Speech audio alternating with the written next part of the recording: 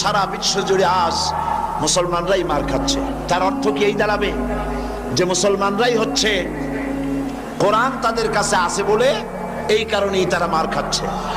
না। আল্লাহ রাব্বুল আলামিন কোরআনে কারীমের ভিতরে বলেছেন, তাহা মা আনজালনা আলাইকাল কুরআনা লিতাশকা। নবী হে, কোরআন আমি এই জন্য নাযিল করি নাই যে আপনি ভাগ্য বিপর্যস্ত হবেন, হতভাগ্য হয়ে যাবেন, এর জন্য কোরআন আসে নাই। কোরআন এসেছে ভাগ্যকে সুপ্রসন্ন করে দেওয়ার জন্য।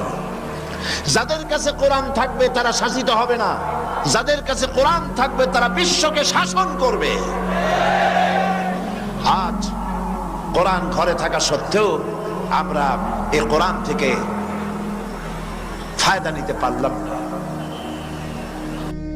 এমন একখানা কিতাব যার কাছে আসতে পরে লোহাগুলি পাথর হয়ে, লোহাগুলি সোনা হয়ে যায়, পাথরগুলি হীরকখণ্ডে পরিণত হয়ে যায়।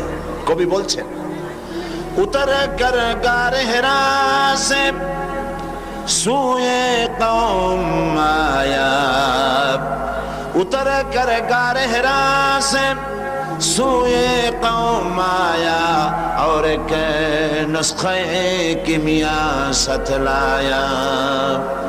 रसूल करीम सल्लल्लाहु अलैहि वसल्लम হেরা পাহাড় থেকে নেমে এলেন, হাতে আনলেন একখানা পরশ পাথর, সৌভাগ্য স্পর্শমণি কোরআন।